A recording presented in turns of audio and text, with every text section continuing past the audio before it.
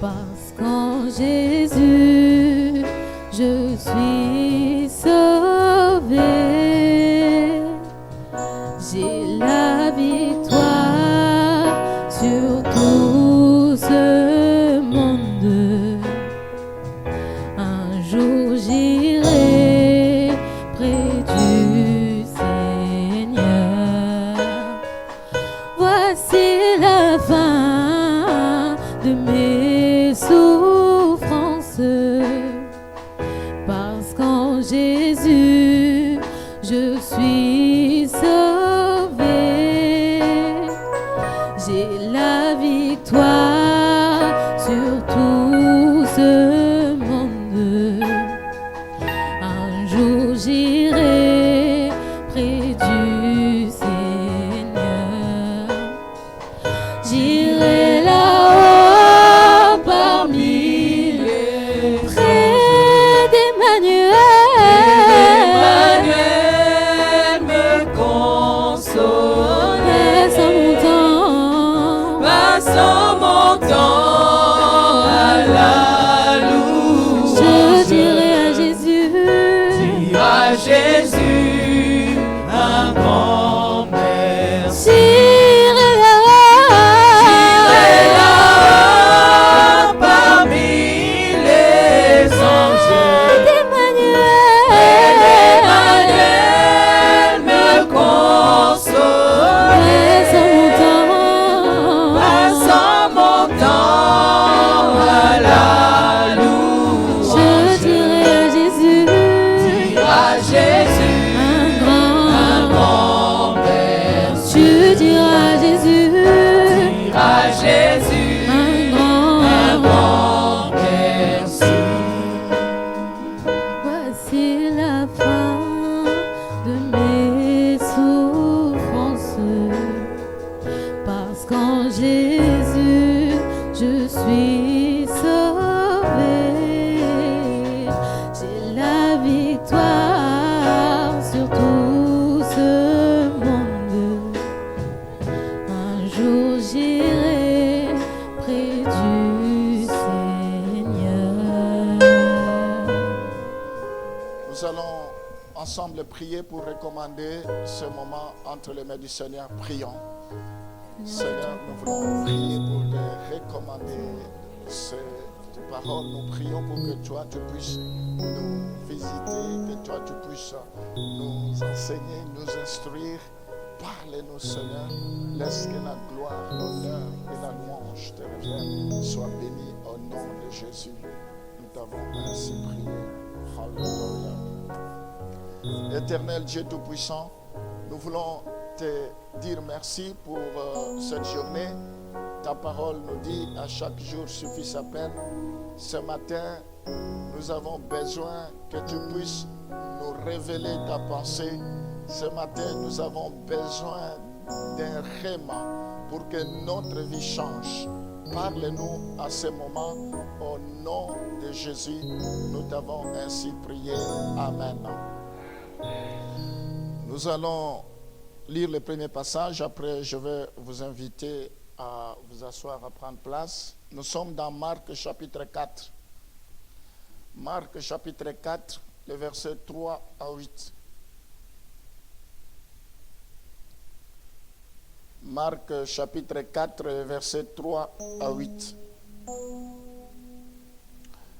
Écoutez, un semeur sortit pour s'aimer. Comme il s'aimait, une partie de la semence tomba le long du chemin. Les oiseaux vinrent et la mangèrent.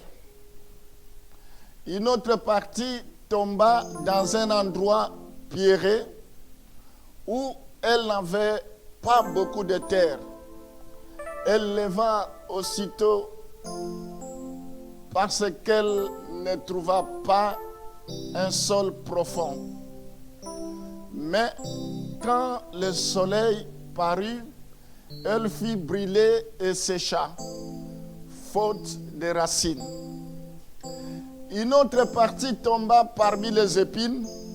Les épines montèrent et l'étouffèrent, et elle ne donna point de fruits. Une autre partie tomba dans la bonne terre. Elle donna du fruit qui montait et croissait, et elle rapporta 30, 60 et 100 pour un. Amen. Est-ce qu'on peut applaudir pour la parole du Seigneur?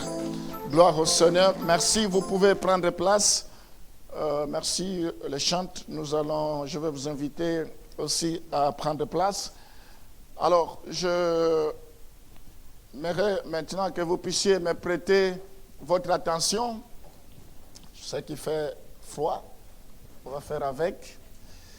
Que Dieu soit loué pour toutes choses. Ce matin, je vais continuer, comme je vous avais promis, avec les mêmes sujets que j'avais commencé le dimanche dernier. Aujourd'hui, c'est la deuxième partie. Je crois que c'est la deuxième et la dernière partie, Dieu voulant. Donc, je parle d'une vie productive. Notre vie doit être productive. Notre vie doit être épanouie. Notre vie doit être une vie d'excellence, une vie de victoire, une vie d'alléluia, une vie de succès, parce que c'est la volonté de Dieu. Alors, pour un petit rappel, avant de commencer ce que nous allons voir ce matin, le dimanche dernier, pour ceux qui étaient là, je vous avais dit que le Saint-Esprit est la source de toute vie productive. Nous avons besoin du Saint-Esprit. C'est comme ça, nous avons vu le fruit du Saint-Esprit. Donc, ce fruit, vous ne pouvez pas les avoir si vous n'êtes pas rempli du Saint-Esprit. Si vous ne menez pas une vie plein du Saint-Esprit. Entre autres, ce fruit que nous avons vu, c'est la paix, c'est l'Esprit de Dieu qui est en nous, qui nous communique. Et cette paix-là ne dépend pas des circonstances. Nous avons vu la joie, l'amour, la patience, la douceur, la maîtrise de soi, la fidélité, la tempérance, la bonté, la longanimité, toutes ces choses. Nous avons besoin d'être conduits par le Saint-Esprit. Alors, j'avais dit, si nous sommes en déficit de ces choses, il faut que nous cherchions la plénitude, que nous soyons remplis du Saint-Esprit. Et enfin, nous avons j'avais parlé de 3 clés pour que nous puissions mener une vie productive. Et c'est parmi ces clés, la première clé que j'avais parlé, c'était demeurer en Christ, demeurer dans le Seigneur. Il a dit, si vous demeurez en moi et que moi je demeure en vous. Donc nous avons besoin de demeurer dans le Seigneur. Nous avons besoin de développer une intimité, une relation particulière avec Jésus. Si nous demeurons en Jésus, toutes les malédictions seront brisées. Si nous demeurons en Jésus, tous les liens héréditaires seront brisés. Si nous demeurons en Jésus, tout envoûtement sera brisé. Si nous demeurons en Jésus, toutes les portes seront ouvertes. Si nous demeurons en Jésus, il a dit, sans moi, vous ne pouvez rien. Et j'avais expliqué comment demeurer dans le Seigneur. Il n'y a pas 1000 manières de savoir si je demeure dans le Seigneur ou je ne le demeure pas.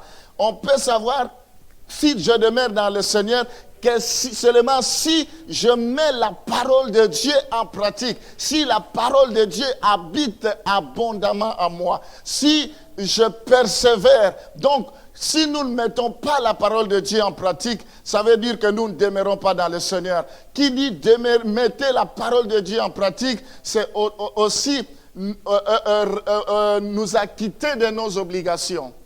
Par exemple, nous devons payer notre dîme. Ça fait partie de la parole de Dieu. Si vous ne payez pas votre dîme, vous ne demeurez pas dans le Seigneur. C'est une façon aussi pour nous d'honorer le Seigneur avec nos biens. Nous devons être fidèles dans nos dîmes. Nous devons être fidèles dans nos offrandes, nos libéralités. Surtout par ce temps que nous traversons,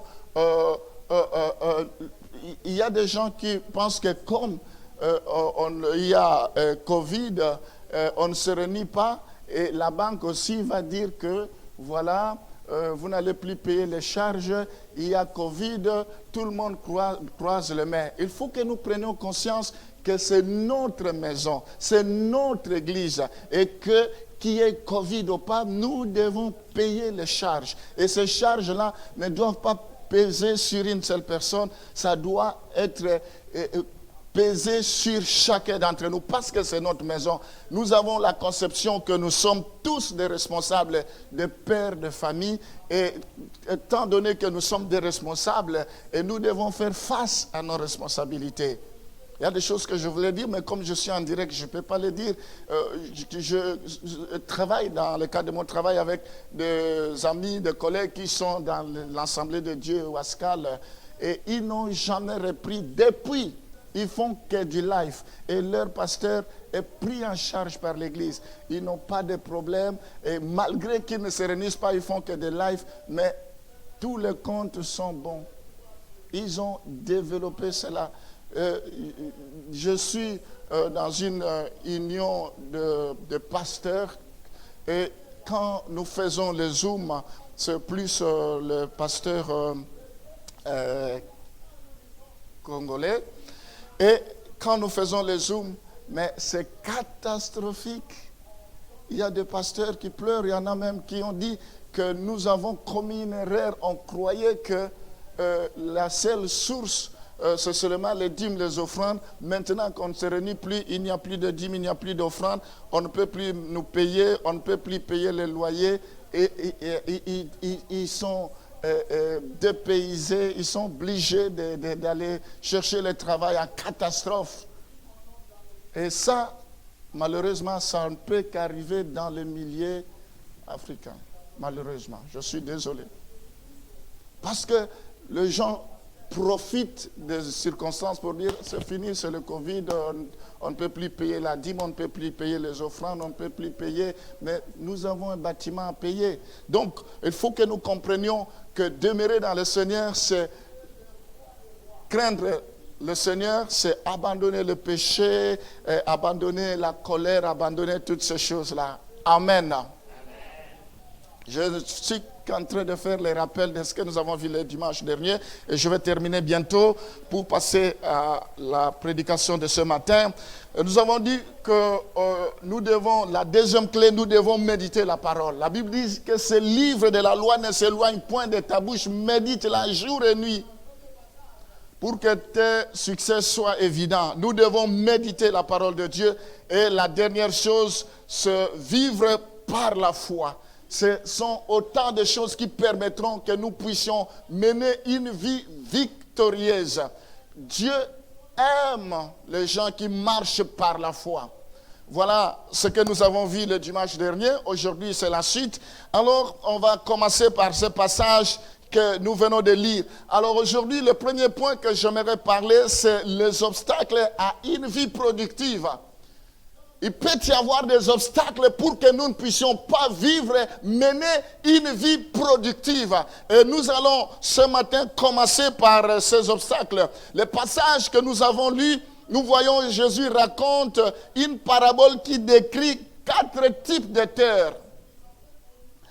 Et nous allons voir que sur ces 4 types de terres, la croissance dépend d'une terre à une autre. Vous pouvez recevoir la sémence, vous pouvez recevoir la parole de Dieu, mais la croissance, l'épanouissement, le succès, le progrès, la victoire dépend d'une terre à une autre.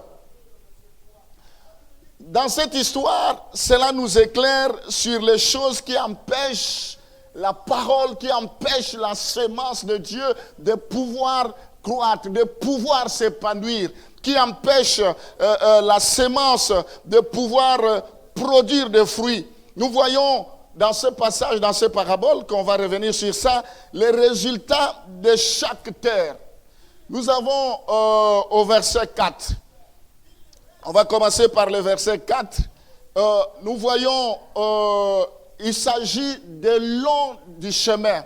Long du chemin. Donc, la première terre, c'est le long du chemin. La semence est tombée, mais c'était le long du chemin.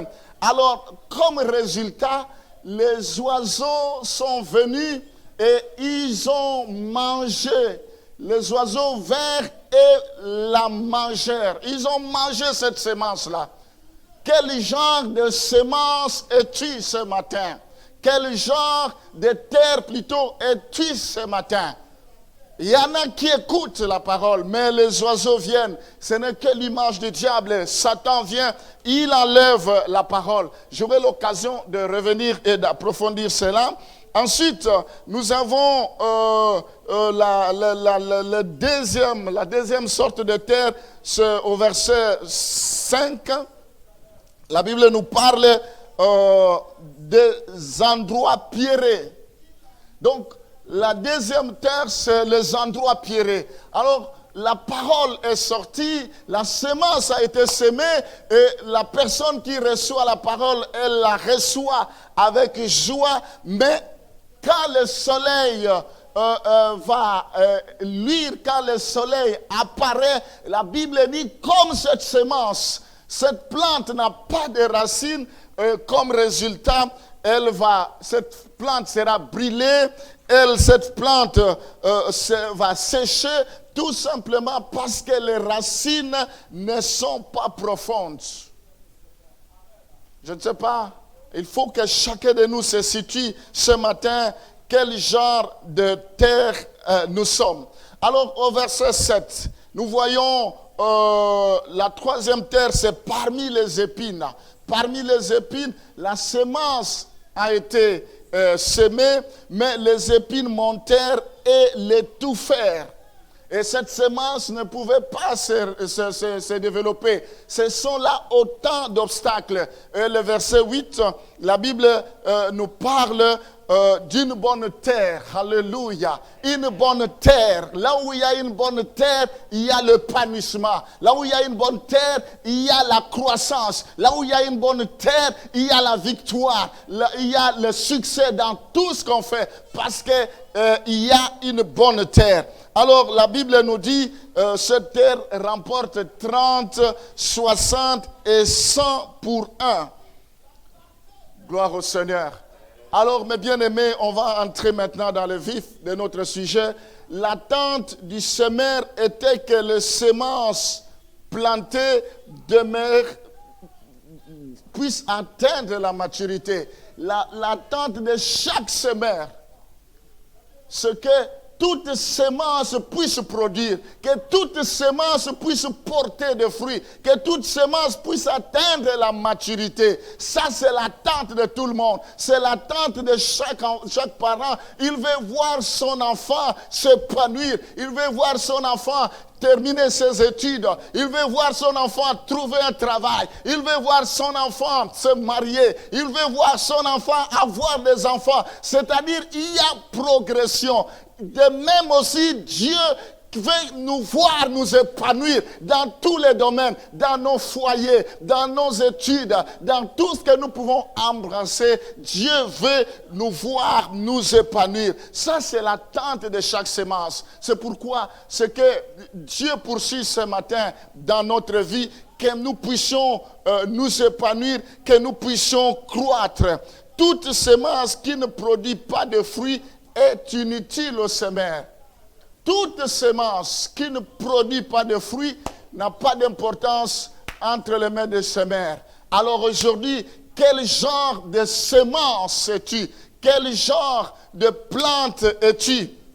Alors pour comprendre ce passage, on va maintenant dans Marc chapitre 4, le verset 14 à 20. C'est là où on nous explique cette parabole et je vais l'expliquer au même moment.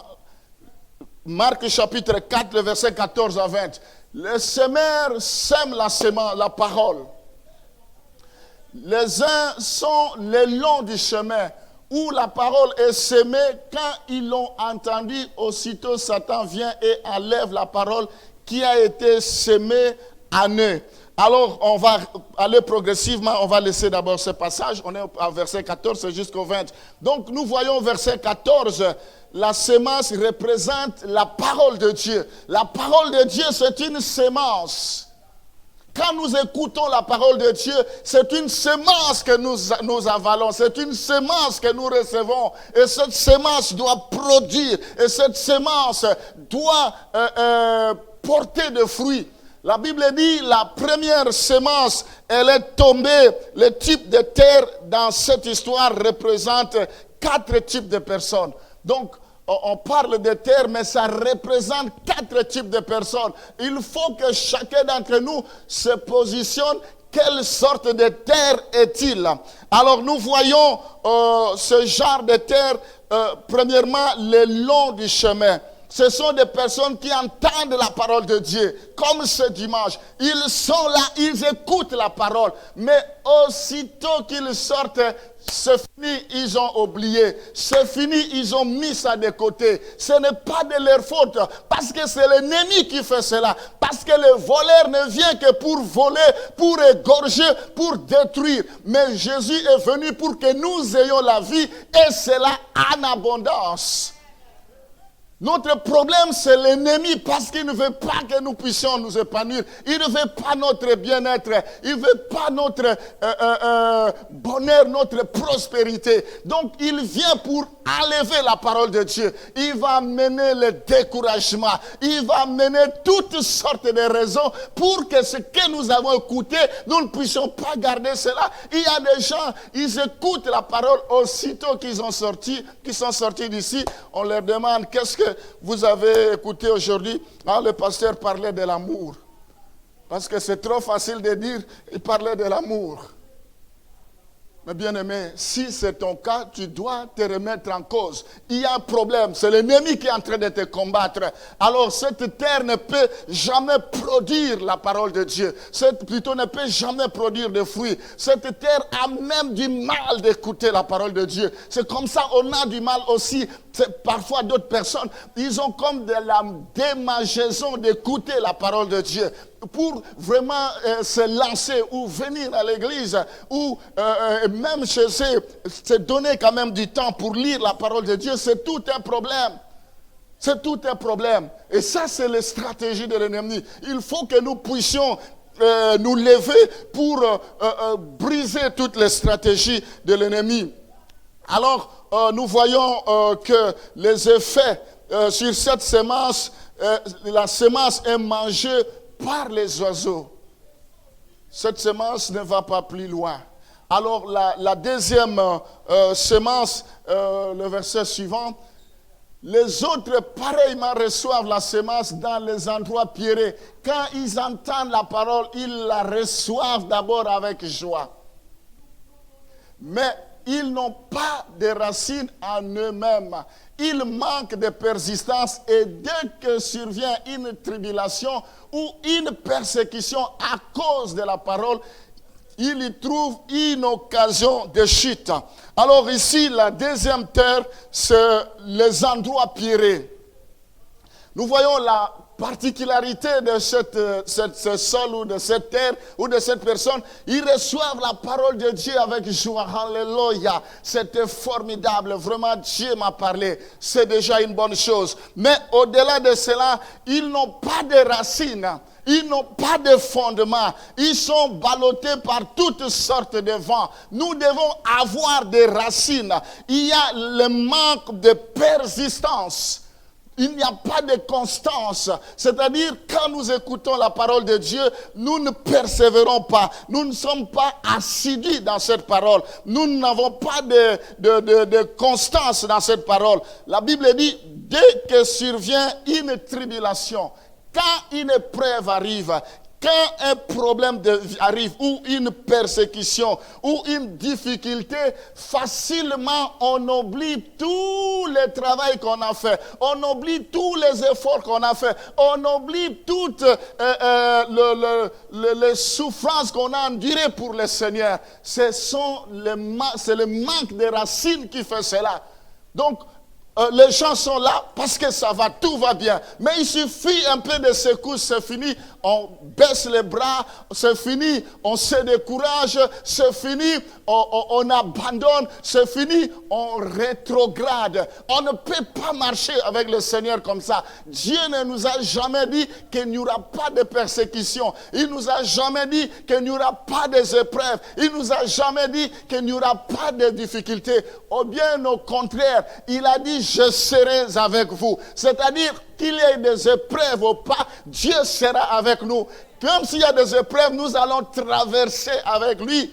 Il a dit, vous irez de l'autre bord. Vous n'allez pas vous noyer. Ce n'est pas pour mourir que Dieu nous a demandé de traverser la mer. Non, nous allons traverser, mais nous aurons toujours la victoire. Amen. Parce qu'il est dans la barque. Aussi longtemps qu'il est dans la barque, rien ne nous arrivera. Donc les épreuves ne peuvent pas nous décourager. Ce matin, j'aimerais encourager. Toi, peut-être qui a besoin des enfants, les enfants ne viennent pas. Il ne faut pas que cela te décourage. Toi qui as besoin peut-être de régulariser ta situation, mais ça prend du temps. Il faut persévérer. Amen.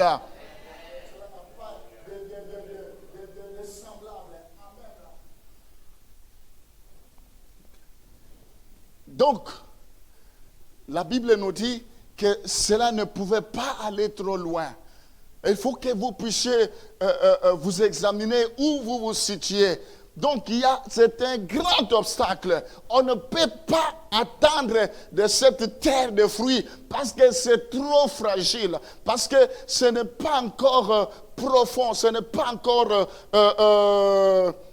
assidu. Donc, il faut que nous ayons des racines. Alors, la Bible dit que sur cette terre, mais quand le soleil parut, elle fit brûler et sécha. Le soleil paraîtra toujours. Le soleil se pointera toujours. Les difficultés seront toujours là. Toi qui me suis ce matin, peut-être tu crois que c'est fini, il n'y aura pas de difficultés. J'annonce qu'il y aura encore et encore de difficultés jusqu'à ce que le Seigneur viendra. Et c'est tout le monde qui est confronté à cela. Même ceux qui nous ont précédés dans la foi, ils ont été butés à ce problème. Nous aussi aujourd'hui, nous serons butés. Si aujourd'hui nous avons la victoire, demain, attendons-nous à ce que l'ennemi nous secoue. Après-demain, la Bible dit, résistez au diable car il fuira loin de vous. Parce qu'il rôde comme un lion rugissant. Nous devons oublier cette mentalité de croire que parce que nous sommes dans le Seigneur, on ne peut pas avoir des épreuves. Au contraire, les épreuves, c'est la nourriture spirituelle. C'est les épreuves, c'est ça qui nous permet de croire encore au Seigneur. Amen. Parce que Dieu veut voir la disposition de nos cœurs. Si nous allons l'abandonner ou nous n'allons pas l'abandonner. La Bible dit, celui qui persévérera jusqu'à la fin sera sauvé. Amen. Est-ce que tu es prêt à persévérer? Tu es prêt à garder ta foi? Alors, la troisième terre, la Bible dit, on va continuer, le verset suivant s'il te plaît. Il s'agit des épines. D'autres reçoivent la semence parmi les épines. Ce sont ceux qui entendent la parole, mais à qui les soucis du siècle, la séduction des richesses et l'invasion des autres convoitises étouffent la parole et la rendent infructueuse.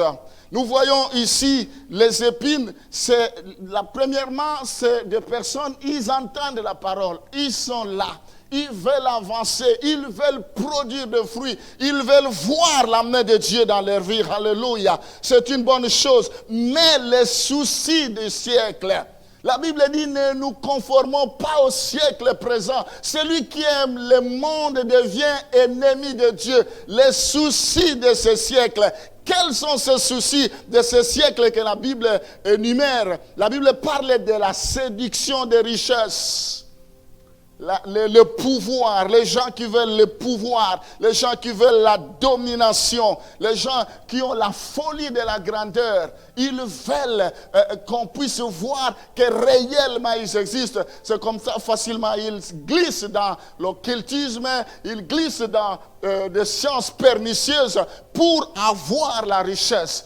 Ce n'est pas mal d'avoir la richesse parce que l'or et l'argent appartiennent au Seigneur. Mais il ne faut pas que cela puisse devenir une occasion de chute. Il ne faut pas non plus que cela devienne maître de notre vie. Il faut que la richesse devienne serviteur, puisse nous servir, mais il ne faut pas que cela devienne maître. Amen. La Bible nous prévient. Donc, la Bible parle également de l'invasion des convoitises. Oh, les convoitises, le sexe, le convoitise. La Bible parle le convoitise. Les gens veulent des convoitises de toutes sortes d'espèces. Nous devons faire attention. Le convoitise, l'orgueil de vie, le convoitise de la chair, l'orgueil de vie, le convoitise des yeux. La Bible nous parle des œuvres de la chair, la colère, la haine, toutes ces choses, le convoitise. La Bible dit il y a beaucoup d'appelés, mais peu de lui. Mais bien aimés, nous avons un travail à faire. C'est comme ça, la Bible dit, le royaume des cieux appartient aux violents. Ce sont des violents qui s'en emparent. Alors, au final, nous voyons que tout ça sont étouffés. Donc, la parole de Dieu est étouffée et la rend infructueuse. Il ne peut pas produire. Dimanche passé, j'avais démontré que nous avons Jésus. Il faut que notre vie marche. Il faut que notre vie puisse aller de l'avant. Mais il y a des obstacles auxquels nous devons faire attention. Parce que même si nous prions, mais si nous n'enlevons pas tous ces obstacles, nous ne verrons jamais notre vie s'épanouir. Alors, le verset suivant, la Bible parle de la bonne terre. La bonne terre, c'est ceux qui entendent la parole de Dieu, ils la reçoivent, portent du fruit 30, 60 et 100 pour un. Ma prière ce matin, que chacun d'entre nous soit une bonne terre. Ma prière ce matin, que nous puissions exceller en bonnes choses, que nous puissions porter de bons fruits, que nous puissions être des terres fertiles, que nous puissions être une bénédiction. Amen. C'est possible. Une terre fertile, une terre propice. Quand il fait quelque chose, ça doit marcher. Dans les études, ça doit marcher. Dans le business, ça doit marcher. Dans tous les domaines, ça doit marcher. Parce que nous comptons sur Dieu. Parce que nous sommes connectés à lui. Comme nous avons vu, la Bible dit, sans moi, vous ne pouvez rien. Amen. Aucune personne normale ne voudrait être une terre stérile. Quel genre de terre veux-tu être? Aucune personne normale ne voudrait être une terre normale, une terre fertile. Sauf si on est aveuglé, sauf si on ne comprend pas que c'est l'ennemi qui ne veut pas que nous soyons une terre fertile. Quels sont les blocages dans ta vie qui t'empêche d'être une bonne terre? Peut-être le blocage, c'est sur ton plan, le plan ministère. Il y a des blocages, c'est-à-dire il y a quelque chose qui ne va pas. Ce matin, nous devons enlever toutes sortes de blocages. Nous devons prier pour que les blocages tombent, pour que nous soyons une bonne terre. Amen. C'est possible que nous soyons une bonne terre parce que c'est la volonté de Dieu. On va lire Jean chapitre 15, le verset 1 à 2. Dans ce passage, Jésus, je suis le vrai cep et mon Père est le vigneron. Tout sarment qui est à moi et qui ne porte pas de fruit, il le retranche. Et tout sarment qui porte du fruit, il les monde afin qu'ils portent encore plus de fruits. Amen. Nous voyons dans ce passage, Jésus, donc Dieu est le vigneron. Notre Père, il est le vigneron. Jésus est le vrai sceptre. Alors nous sommes des sarments. La Bible nous dit ce que fait le vigneron concernant les sarments qui ne portent pas de fruits. Les sarments qui ne portent pas de fruits, tous sarments qui ne portent pas de fruits, on les retranche. Tous sarments qui ne portent pas de fruits. Alors, qu'est-ce qu'il en est pour les sarments qui portent des fruits? Et tous sarments qui portent du fruit, il les monde afin qu'ils portent encore plus de fruits. C'est que Dieu attend de nous que nous puissions encore porter plus de fruits. Nous avons vu, on commence par 100, ça va jusqu'à l'infini. Nous devons porter beaucoup plus de fruits. Amen. Et monder, quand la Bible nous parle de monder, le monder constitue, c'est l'acte d'enlever les parties de la plante de sorte que le reste de la plante produise plus de fruits. Donc, on enlève certaines parties pour nous stimuler, pour permettre à ce que la plante puisse porter beaucoup plus de fruits. Dieu émonde toujours la vie de ses enfants. Ce matin, c'est Dieu qui t'émonde. Ce matin, ce n'est pas un homme qui te parle, mais c'est Dieu qui t'émonde parce qu'il veut que tu portes beaucoup de fruits. Cela concerne chacun d'entre nous. Cette parole te concerne, elle me concerne également. Pour que nous puissions encore porter beaucoup de fruits. Dieu nous émonde. Émonder, c'est un processus douloureux qui ne paraît pas utile au début. Quand on émonde, c'est douloureux apparemment, ça ne paraît pas utile, mais les conséquences, c'est ça qui est important. Après avoir émondé, les conséquences sont évidentes. Il y a toujours la production, il y a toujours plus de fruits. Plus de fruits, mais d'abord il faut émonder, il faut entretenir, il faut soigner l'arbre, la plante, il faut la soigner pour attendre beaucoup plus de fruits. Ce que Dieu attend de nous, c'est des fruits. Nous ne pouvons pas dire que nous avons déjà porté beaucoup de fruits. Non, le fruit, on continuera à le porter jusqu'à ce que le Seigneur viendra. Amen. Émonder paraît parfois néfaste à la plante. Parfois c'est néfaste, mais c'est pareil lorsque Dieu nous émonde. Dieu nous émonde lorsqu'il fait, c'est dans un but d'enlever afin que nous puissions produire des fruits. Si Dieu nous émonde, l'objectif, c'est pour que nous puissions, la Bible dit, il émonde afin qu'il porte encore plus de fruits. Amen. Est-ce que tu es prêt que Dieu puisse t'émonder ce matin? Est-ce que tu es prêt que cette année, Dieu puisse t'émonder, que Dieu puisse te travailler pour que tu puisses porter encore beaucoup de fruits? Hébreux chapitre 12, le verset 10 à 11, nous allons comprendre comment Dieu fonctionne pour nous émonder. Nos pères nous châtiaient pour peu de jours, comme ils les trouvaient bons. Mais Dieu nous châtie pour notre bien, afin que nous participions à sa sainteté.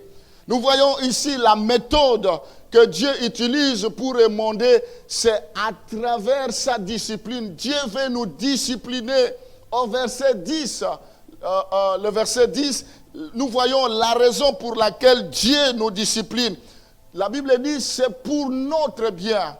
C'est pour que nous puissions participer à sa sainteté. Il est saint, il veut que ceux qui vont le servir puissent être saints comme lui. Donc c'est Dieu lui-même qui mène le processus pour que nous puissions porter beaucoup de fruits et que nous puissions être amenés à la sainteté. Nous voyons au verset 10, le résultat de la discipline de Dieu, c'est que nous soyons saints. Mais bien aimé, ce n'est pas un slogan, mais c'est une réalité. Nous devons vivre cela. Le royaume des cieux appartient aux saints. La Bible dit, heureux les saints, parce que le royaume des cieux leur appartient. Amen. Dieu veut que nous puissions être façonnés, transformés, brisés, modelés. Nous sommes comme l'argile entre ses mains. C'est lui qui est le potier, qu'il nous taille, qu'il nous donne la forme qui lui plaît. Nous devons être une église sans tache, ni ride, ni quelque chose de semblable. Une église prête pour l'enlèvement. C'est pourquoi aujourd'hui, autant les uns veulent que Jésus revienne, autant d'autres ne sont pas encore prêts. Mais Dieu sait pourquoi il tarde encore. Mais une chose est vraie, il finira par venir. Nous devons être prêts, nous devons nous préparer parce que Jésus revient bientôt. Amen. Alors le verset 11 de ce passage, il est vrai que tout châtiment semble d'abord un sujet de tristesse et non de joie, mais il produit plus tard pour ceux qui ont été ainsi exercés un fruit paisible de justice. Donc ce verset nous montre qu'il y a des résultats quand on est émondé par le Seigneur, quand on est discipliné par le Seigneur. Les résultats, cela produit la paix et la justice. Dieu veut que nous puissions avoir la paix qui vient de lui. Il veut que nous puissions marcher dans la justice parce que lui, notre Père, il est juste. Amen. Alors nous allons comprendre dans ce passage que Dieu châtie ceux qu'il aime. Si Dieu nous châtie, c'est parce qu'il nous aime. Dieu ne peut jamais vouloir notre malheur. Dieu ne peut jamais vouloir notre souffrance. Mais il nous émonde, il nous châtie parce qu'il nous aime. Parce que nous sommes des enfants légitimes et non des enfants illégitimes. Amen. Il le fait pour notre bien, afin que nous puissions être comme lui, tel qu'il est, tel que nous sommes. Nous n'allons pas lui ressembler avec notre caractère. Nous n'allons pas lui ressembler avec notre façon de nous comporter, avec nos habitudes. Nous allons lui ressembler en revêtant les habits que lui a, en revêtant, en ayant le sentiment que lui a, les sentiments qui sont en Jésus-Christ, comme la Bible nous dit, je voulais dire. Alors, mes bien-aimés, si nous sommes sous la discipline de Dieu, nous devons nous rassurer que Dieu nous aime. Nous devons nous rassurer que nous sommes réellement ses fils. Nous devons nous assurer que Dieu est avec nous. On va lire Matthieu chapitre 3, le verset 7 à 10. Alors ici, la Bible nous parle de Jean-Baptiste. Jean-Baptiste a donné une mise en garde à ceux qui sont venus vers lui concernant le genre de fruits qu'il portait, nécessaires dans leur vie. Or, c'était un groupe de gens, c'était des pharisiens. Mais voyant venir, la Bible dit, mais voyant venir à son baptême beaucoup de pharisiens et de sadducéens, il leur dit, race de vipères, qui vous a appris à fuir la colère de Dieu, à fuir la colère à venir? Produisez donc du fruit digne de la repentance. Et ne prétendez pas dire en vous-même, nous avons Abraham pour père. Car je vous déclare que de ces pierres-ci, Dieu peut susciter des enfants à Abraham. Amen. Ce passage, au verset 8, nous voyons le genre de fruit qui est nécessaire. La Bible dit, produisez donc de fruits dignes de la repentance. C'est le genre de fruits que Dieu attend de nous. Au-delà de succès, de victoire, de miracles, ce que Dieu attend de nous, c'est la repentance, réellement. Jésus-Christ, quand il est venu, le premier message, il a dit, repentez-vous, car le royaume des cieux est proche. Et ici, le pharisien s'appuyait sur Abraham. Il leur disait, Abraham, c'est notre père. Comme Abraham, c'est leur patriarche d'office. Ils vont être graciés, ils vont être sauvés à cause de cela. Loin de là, le royaume des cieux est, le salut plutôt, je voulais dire, est individuel. Nous devons payer le prix. Alors, nous voyons dans ce passage, le pharisien ils étaient là, mais ils ne vivaient pas ce qu'ils faisaient. C'est bien de chanter, c'est bien de prêcher, c'est bien de faire le protocole, c'est bien d'avoir une responsabilité, mais est-ce que nous sommes réellement repentis? C'est bien de se faire baptiser. Ils sont allés pour se faire baptiser, mais réellement, ils n'étaient pas encore repentis. C'est comme ça, il dit, race de vipères. Dans la repentance, il y a le pardon. Quand quelqu'un est repenti, ils doivent savoir pardonner. Quand quelqu'un est repenti, ils doivent savoir accepter le pardon. Quand quelqu'un est repenti, ils doivent savoir communiquer la paix. Quand quelqu'un est repenti, ils doivent communiquer la joie. Quand quelqu'un est repenti, dans la repentance, il y a toutes ces choses. Amen.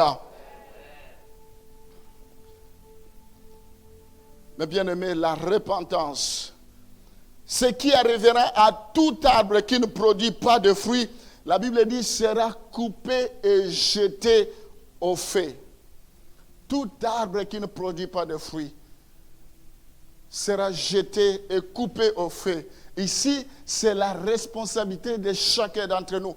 Personne n'assumera ta responsabilité. Personne ne sera condamné à ta place. C'est toi-même qui se présentera devant le Seigneur. Voilà, mes bien-aimés, nous devons nous repentir. Ce que Dieu attend de nous, c'est la repentance. La Bible dit, ce peuple m'honore seulement de l'œuvre, mais leur cœur est éloigné de moi.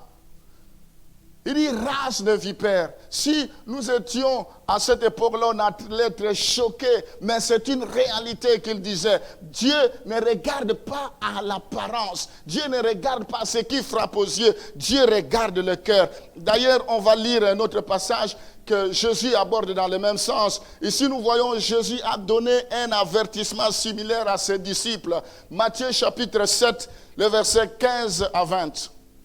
Matthieu 7, le verset 15 à 20. Gardez-vous de faux prophètes. Ils viennent à vous en vêtements de brebis, mais au-dedans, ce sont des loups ravisseurs. Vous les reconnaîtrez à leurs fruits. Cueille-t-on des raisins sur des épines ou des figues sur des chardons? Tout arbre porte de bons fruits, mais le mauvais arbre porte de mauvais fruits. Un bon arbre ne peut porter de mauvais fruits, ni un mauvais arbre porter de bons fruits. Tout arbre qui ne porte pas de bons fruits est coupé et jeté au feu. Amen. Qu'est-ce que ce passage veut nous dire? Ce passage, il parle comment nous pouvons reconnaître de faux prophètes. La Bible dit, ils viennent à vous en vêtements de brebis. Au-dedans, ce sont des loups ravisseurs. La Bible dit, vous les reconnaîtrez à leurs fruits. À leurs fruits. Ici, dans ce passage, mes bien-aimés, nous devons faire attention. Ce que la Bible veut nous dire, nous ne devons pas nous méfier à l'apparence extérieure de faux prophètes et sans danger comme une brebis. C'est-à-dire l'apparence extérieure, c'est comme une brebis. Mais l'intérieur, Jésus a dit des tombeaux blanchis, l'intérieur. Oui, c'est comme ça que je vous exhortais. Ce n'est pas parce que vous voyez à la télé, vous voyez quelqu'un parler bien, ou vous voyez qu'il y a des miracles là-bas, vous allez dire certainement Dieu est là. Je vous ai dit que j'aime le miracle. Dieu, c'est un Dieu de miracles. Mais nous devons faire attention à l'apparence. Quelqu'un que nous ne connaissons pas, il commence à prophétiser. Amen. Est-ce que nous connaissons sa vie? Je peux vous donner des exemples de faux prophètes, de loups ravisseurs. Et même certains d'entre vous ont beaucoup d'exemples, peut-être plus que moi. J'en ai connu, je vais donner un exemple comme ça. À Kinshasa, dans l'église, on avait invité un homme de Dieu. Il est venu, il a fait un séminaire, il y avait du monde, il y avait des miracles, il y avait beaucoup de choses qui s'étaient passées. Gloire à Dieu, alléluia. La semaine qui avait suivi, ce même pasteur a envoyé son équipe. Ils ont commencé à passer de maison en maison de tous les fidèles de l'église pour commencer à les affermir, pour aller dans leur église. Et ça, je ne savais pas. Et ils ont rencontré un fidèle qui a dit, mais je ne comprends pas ce que vous faites. On vous a appelé pour le séminaire. Maintenant, vous commencez à nous affermir, nous inviter pour venir chez vous. Mais vous nous avez connus quelque part et vous faites cela sans que le pasteur le sache. Quand j'ai appris cela, j'ai appelé le pasteur, je dis, c'est fini, on arrête la collaboration, c'est fini. Les lourds ravisseurs. C'est incroyable. Les lourds ravisseurs. Ils ont un objectif. Je peux vous multiplier des exemples. Je suis allé trop loin à Kinshasa. Même ici, quand nous étions sur Alcazar, la première place qu'on avait commencé à Alcazar, j'avais reçu un pasteur. Et je collaborais, je l'aimais. En plus, il avait quelques soucis sur le plan administratif et je lui ai facilité le contact parce que Dieu a fait grâce que je sois dans la famille avec quelqu'un qui est avocat et j'ai même demandé que les honoraires qu'il puisse ne même pas s'occuper de ça. Je m'étais investi. Au même moment que nous prions, au même moment, il appelle quelques fidèles, ils organisent des veillées de prière chez lui parce qu'ils voulaient commencer une église, des veillées de prière avec les mêmes fidèles que nous prions sans même que je le sache. Mais un jour, comme il n'avait pas de voiture, c'est moi qui allais le chercher, il devrait prêcher le matin, je suis passé, on a sonné, il ne se réveillait pas, je suis parti. Et c'est alors que j'avais compris ce jour-là que, au fait, comme ils avaient une veillée toute la nuit, et il n'a pas pu se réveiller. Et c'est ce jour-là que j'avais appris qu'il y avait un travail qui était en train d'être fait sans que je le sache. Les lourds ravisseurs, je peux vous multiplier des exemples. Non, mes bien-aimés, nous devons faire attention. Ils ont l'apparence de la piété, mais vous ne savez pas ce qu'il y a derrière. On reconnaît l'arbre par ses fruits. Est-ce que vous connaissez le fruit de cette personne? Est-ce que vous savez comment il vit avec son épouse? Et il y a des hommes de Dieu qui paraissent, mais tous les jours ils battent leurs femmes, ils les maltraitent. Il y en a même qui ont cassé les bras, mais quand ils sortent devant la chair, non, ce n'est pas les paroles. C'est le fruit. On ne peut pas mesurer les fruits à l'apparence. Parce que tu regardes quelqu'un, tu dis, je vois des fruits. On ne voit pas des fruits comme ça. On voit les fruits quand les fruits, c'est ce qui sort de l'intérieur, les caractères.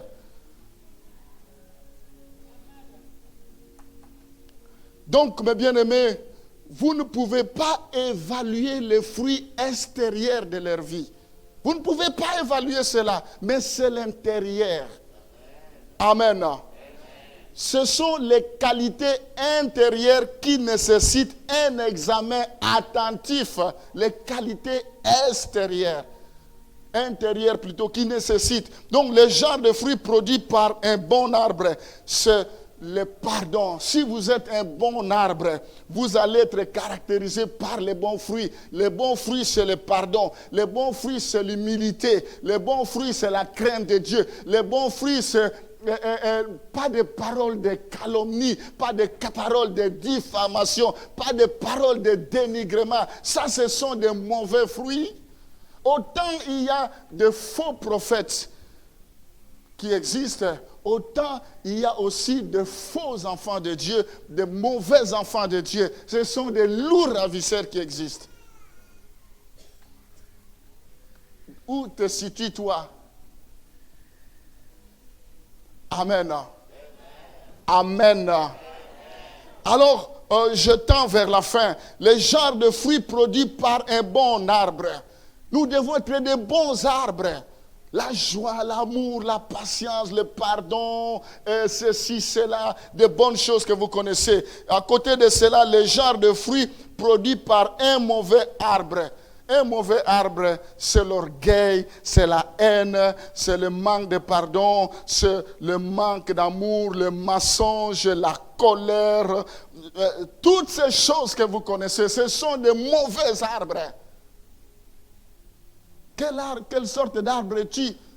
Nous voulons porter de bons fruits, mais il faut que nous soyons une bonne terre. La Bible dit, cueille-t-on des raisins sur des épines? Un raisin, on va avoir des épines, il y a un problème. Ou des figues sur des charbons. Vous savez, dans la plupart des cas, de nombreux membres des sectes ont une apparence extérieure de juste, mais au-dedans, ils n'ont pas les vertus chrétiennes. C'est les vertus chrétiennes. D'une même source, on ne peut pas avoir de l'eau amère, d'une même source et de l'eau douce. Ça ne peut pas s'expliquer. La Bible dit, quel rapport y a-t-il entre Christ et Bélial, entre la lumière et les ténèbres, entre Satan et Dieu? Si nous sommes de la lumière, nous devons marcher dans la lumière. Amen. Les obstacles pour que nous puissions avoir une vie productive, nous devons les débarrasser. Nous pouvons écouter la parole, tout le monde vient, il écoute. Pour les uns, ça a de l'impact, pour d'autres, ça ne marchera pas. Parce qu'il y a des obstacles qu'il faut d'abord enlever, évacuer. La Bible dit, avant de voir le poutre,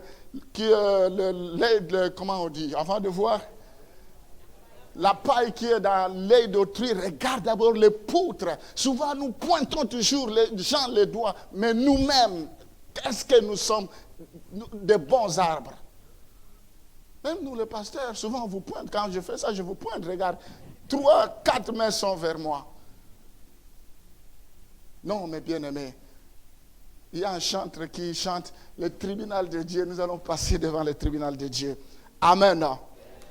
Alors, j'aimerais terminer là. Ceux qui veulent suivre Jésus-Christ voudront évidemment porter le genre de fruits qu'ils considèrent bons. Nous voulons suivre le Seigneur. Ce n'est pas tous les fruits que Dieu considère bons. Ce n'est pas tous les fruits que Dieu considère bons. Quel genre de fruits que tu portes? C'est ce que Dieu attend de nous. J'aimerais terminer dans Jacques chapitre 1, le verset 22. La Bible dit, ne vous bornez pas, mettez en pratique la parole et ne vous bornez pas à l'écouter en vous trompant vous-même par de faux raisonnements. Ce ne sont pas ceux qui disent Seigneur, Seigneur qui entreront dans le royaume des cieux, mais ce sont ceux qui mettent la parole de Dieu en pratique. Si Jésus avait donné cette parabole, c'est parce qu'il savait que la Bible dit deux seront sur un toit, l'un partira, l'autre restera. 2 personnes seront en train de moudre, l'un partira, l'autre restera. 2 personnes seront sur un lit, l'un partira, l'autre restera. Quand le semeur est sorti pour semer le bleu, mais la nuit, il y a le diable qui est venu, il a semé l'ivraie. Le blé et l'ivraie poussent toujours ensemble. Mais es-tu le blé ou l'ivraie? Nous avons besoin que tu puisses porter des fruits, le fruit de la repentance. Le fruit de la repentance. Là où il y a la repentance, on n'a pas besoin de crier, ça se voit. Amen. Je vais m'arrêter là pour ce matin. Je vous invite à vous lever.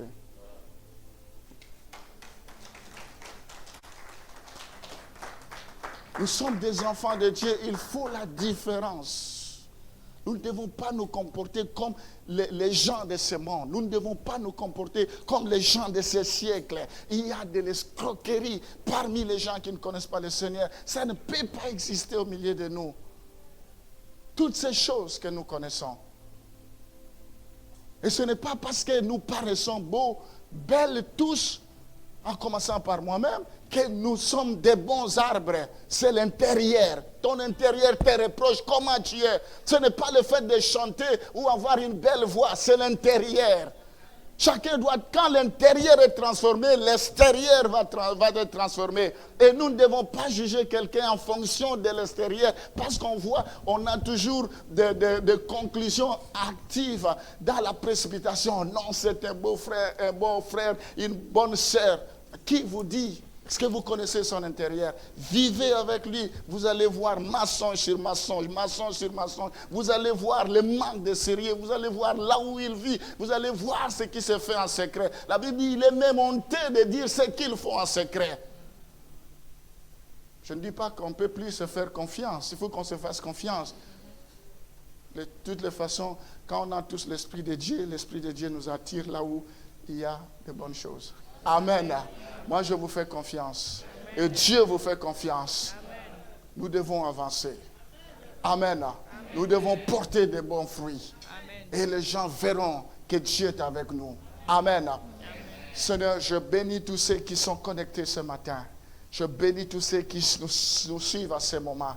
Je bénis, Seigneur, tous ceux qui ont écouté cette parole. Je prie pour que nous tous, nous puissions porter de bons fruits, Seigneur. Je prie pour que nous puissions pas nous fier à l'apparence, parce que toi, tu regardes l'intérieur. Je prie pour que nous puissions travailler notre intérieur, que nous puissions travailler, Seigneur, notre vie, que la colère nous quitte, que la haine s'éloigne de nous, que la méchanceté disparaisse, que les calomnies, les faux témoignages, les fausses accusations se séparent de nous. Au nom de Jésus, nous t'avons ainsi prié. Je bénis tous ceux qui sont connectés, Seigneur. Je les bénis, tous ceux qui sont fidèles à leur engagement, dîme, offrande et libéralité. Que la main de Dieu soit assurée. Dans le nom de Jésus, nous t'avons ainsi prié. Amen. Amen.